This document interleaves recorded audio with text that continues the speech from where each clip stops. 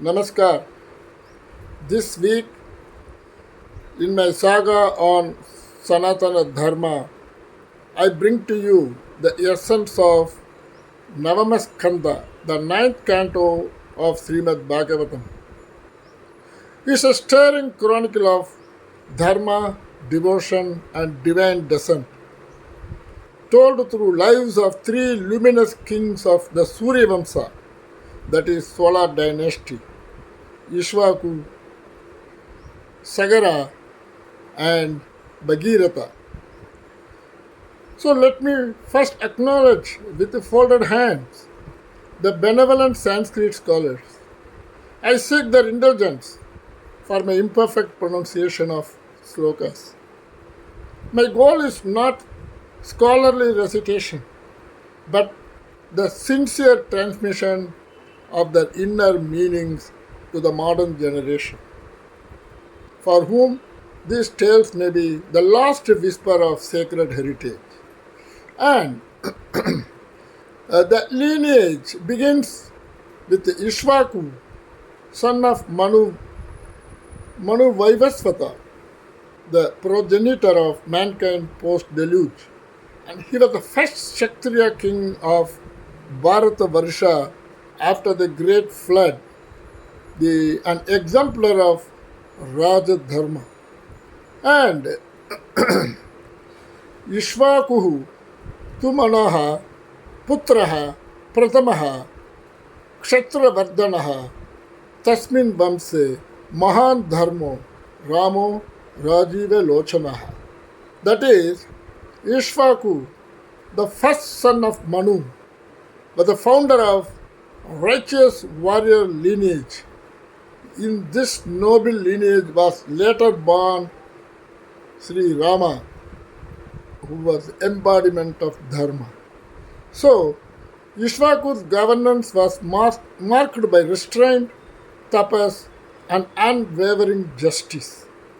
He laid down the foundation of a Dharma Yukta Rajya, a righteous kingdom where the king serves, not rules.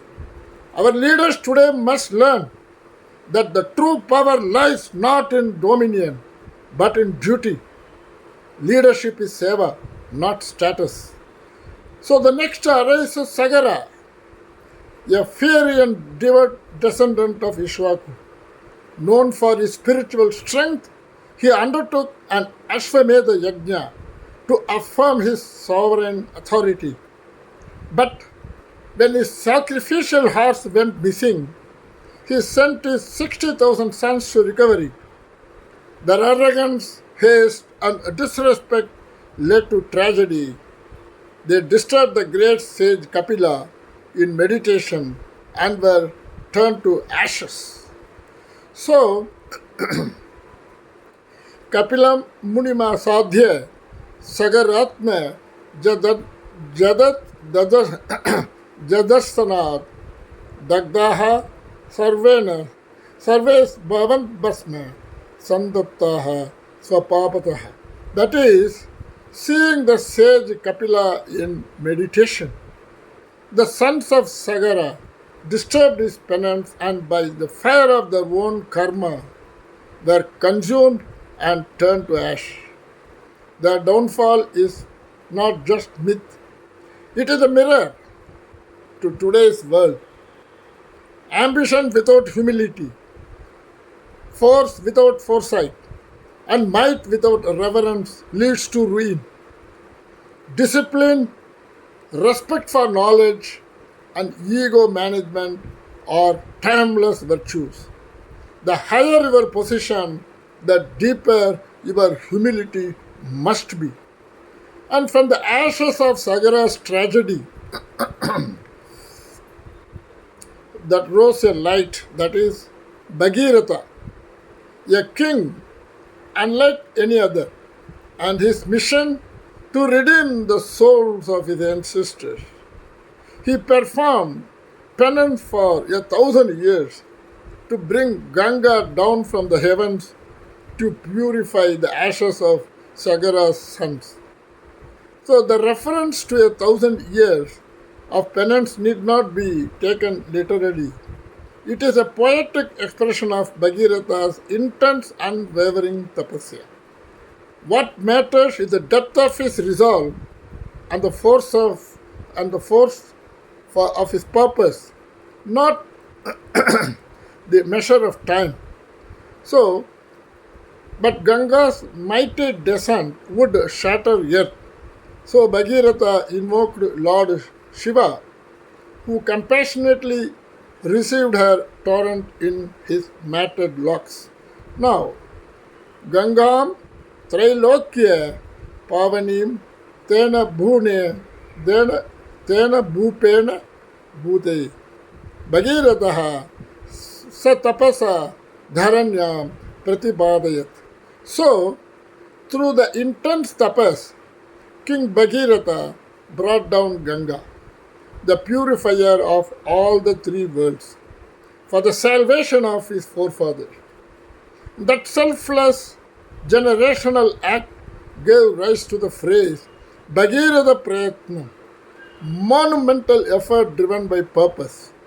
Our world today, often lost in instant gratification, must learn from Bhagiratha's vision, patience, and selfless intent. Redemption is not a gift, it's a journey of penance, prayer, and purpose. And Ganga, the grace that redeems, the descent of Ganga is not a hydrological event, it is cosmic symbolism. She represents the descent of divine compassion. Her passage through Shiva's locks before flowing to earth and eventually to the netherworld, that is the Pathala, where the ashes of Sagara's sons lay, is a profound metaphor. When divine grace passes through the filter of humility, it redeems even the most fallen. So, Trailokyam Punati Punya Ganga Lokan Samasrita Siva Jada Juda Nirgada Santya Samyan Me Manaha. May Ganga, the purifier of the three worlds, who flowed from the Shiva's sacred locks, bestow peace upon our mind. Ganga is both sacred river and spiritual metaphor. Cleans not just the rivers, but also the hearts, governance, and intentions. And the eternal lessons what we should learn from this Navaskanda is. In a fast-moving world, obsessed with the conquest and consumption, these lives whisper another gospel. Ishvaku teaches us, begin with dharma. Sagara warns us, power without humility leads to ruin.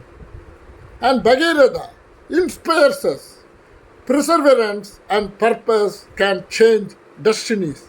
And Ganga reminds us, divine grace is available, but it must be earned through sincerity.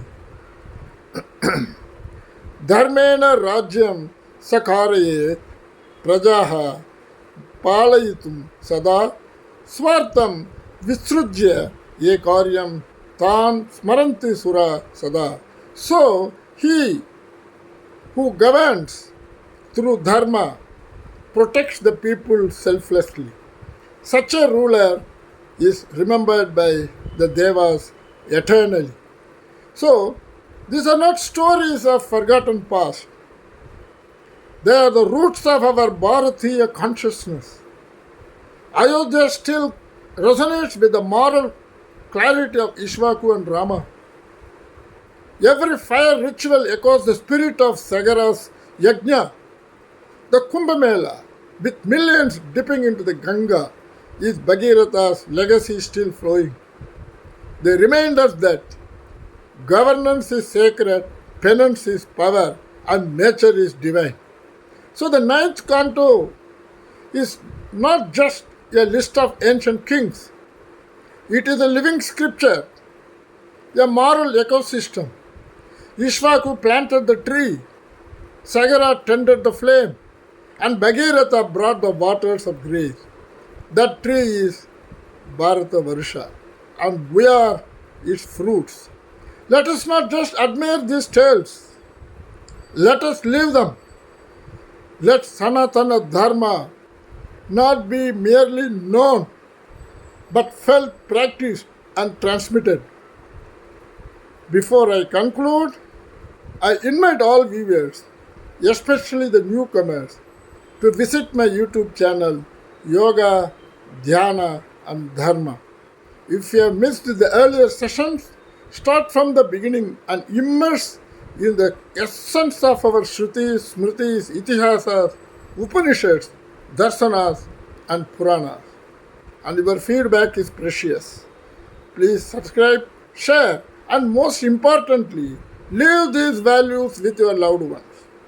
Wishing you a week full of insight, contemplation, and inner search. Best regards, Raju Krishnan, Hyderabad.